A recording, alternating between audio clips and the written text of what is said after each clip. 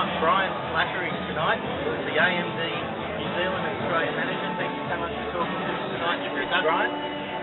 We've just come out of a group session with Brian and his crew, and they've been talking about some of the technical aspects of AMD and answering questions from the group. Very interesting to see Brian hook up your R&D guy in Helsinki. He was very forward-thinking. You didn't see that from any of the other booths.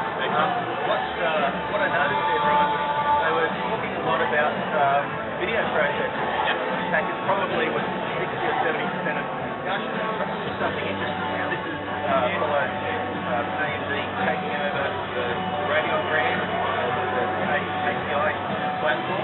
Are you finding now that AMD is focusing, doing the 50-50 focus on video processing against CPU? What we're seeing is definitely that CPU and GPU technologies are coming together. So you've seen the recent launch of our APUs, or our accelerated processing units. Yes. And that's the combination of CPU and GPU, discrete class GPU, right there on the die. And the reason that we've made that decision, and this is something we planned to purchase for ATI in 2006, is we see that programming is definitely moving in a different direction. Not everything is being done by x86 traditional CPUs anymore, but we're seeing more and more focus on parallel processing, and that's being driven by graphics. So if you look at things like OpenCL today, you're definitely seeing a lot more media acceleration and program acceleration happening on graphics. Great examples today: Internet Explorer 9, Firefox, Chrome, Adobe Flash 10.2. All of those type of applications are now running accelerated on top of the GPU. When you look at our APUs, it's actually focusing there, and you get better performance by taking advantage of that GPU than you do from the CPU graphics card level. How's Affinity going for you in Australia? Affinity is a blast. Anyone we have in our booth tonight, I hope you get a shot of it for your vlog. Anyone who's tried it, it's really hard to go from 3 screens back to 1. Yeah, it's just amazing to watch anyway. It's been fantastic. So in terms of the CPU side of the business, 7 years ago we were quoting stats of 90% Intel and 30% AMD. Where are we at today with that sort of market distribution? So we've definitely shifted, and AMD has a larger share than Adobe just mentioned. I can't comment on the exact market share because it's always changing day by day, but we do see a wider adoption of AMD products both in desktop and in notebook. We're seeing more and more of our multinational partners who are signing up, bringing new AMD products to market. Retailer shelves, we're seeing more AMD today, and of course in the component channel for people who are doing DIY, do-it-yourself machines. We're definitely seeing some strong support for AMD, both on the CPU side and as well on graphics. Yeah. You must be doing something, because we're seeing a lot of the pull through our business, especially the new Phenomenon, or when the Phenomenon came out, the multi-core. They were just so much cheaper and such a good price. So I think that's quite an interesting thing. And of course, some questions were asked of your fellow over in Helsinki about what the future holds for Heat Grid. I wonder what his responses have been to today's announcement by Intel about the new Ivy bridge. I'm sure you've heard. He was actually asked that.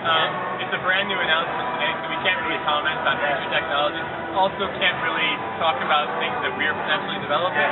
So have to ask for forgiveness there, but there's not much we can comment on.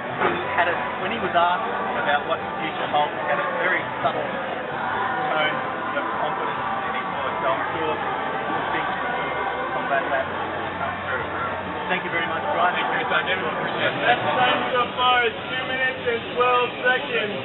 Andrew, is he still around? Andrew, I'd hide if I were you. Someone's got to try and spike this. Blue 6. Blue 6? Blue 6? Come on out, Blue 6. Oh, he's so clever at being Blue 6. We don't like old guys here. Okay, we're here at the Atomic Revolver event with David Hollingworth, who's the editor of Atomic. David's been a fantastic interview tonight. Really enjoyed this format. Been through all of the groups, and terrific idea to have everybody in small groups go and meet with all of the industry hardware leaders. We thought it was a much more personal event that way. And it really has been. What I saw come out of this was a lot of people asked questions where they normally sit in the background of the larger group, and there was a lot lot more interaction, and I think people really enjoyed that stuff. But anyway, I wanted to ask you a couple of other questions. So the big news this week, we've seen read a review from you on this. So we have Sony Entertainment offline, and 80 million people have had their personal details compromised. Yeah. So this is the biggest security breach in history. It is literally the biggest security breach. Yeah, like it's record breaking. It's absolutely monumental. Sony's come forward and admitted at least 10 million credit card details of their online customers have been compromised. I've read that you've said you've cut all of the atomic accounts of Sony. Will anybody come back? I think they will come back. In fact, even in our office, we've already got people talking about, I wanted to cut it, but now I'm realizing that I love this game, I love that game, and this game I can't do without. And even after I was cancelling my account, so I was thinking, I love Whiteout. Yeah, so, Sony may have shot their bolt, but on the back of some very great games, they will probably pull through. So the content will override all of this problem after some period of time? Absolutely playing Whiteout. I guess so. Do you think that Sony's been negligent in their management of security? I think they have. I think the trust system they had between their endpoint and their end-user solution was problematic. I can understand that the nature of digital security these days is complex, and you may not want to make an announcement before you're sure, but when you're talking about people's personal details, and I'm talking about enough personal details to start a bank account, to start a credit limit, to do all of these kind of things that cost people money, it's problematic. They should have contacted authorities right away. And costless. I mean, we can imagine there's going to be at least 20 million credit cards this week cancelled as a result of it. Although there's not been much news of that getting out into the wild just yet. Yeah, but nevertheless, I'm sure it's out there happening, and those people are going to be reluctant to come back. But as you say, the games will draw them back, and if they're releasing better games, they'll probably bring them back. Thank you for your time, David. It's been a great event. Well done. Cheers, thank you. Thank you.